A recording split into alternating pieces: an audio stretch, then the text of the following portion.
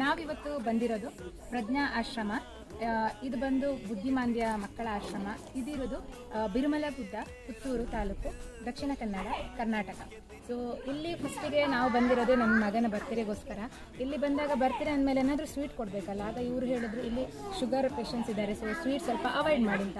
ಆಗ ನಮಗೆ ಫಸ್ಟಿಗೆ ಹೊಳೆದಿದ್ದು ಹನ್ಬಲ್ ಚಿಕ್ಕಿ ಫ್ಯಾಕ್ಟ್ರಿಯವರ ಚಿಕ್ಕಿ. ಯಾಕಂದರೆ ಈ ಚಿಕ್ಕಿ ಎಲ್ಲನೂ ಬೆಲ್ಲದಿಂದ ಮಾಡಿದ್ದಾರೆ.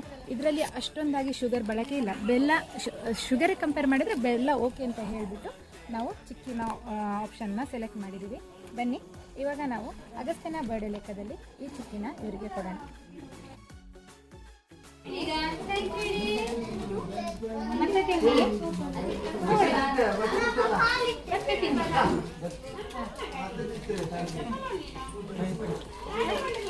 ಆಮೇಲೆ ತಿನ್ನಿ ಆಯ್ತಾ.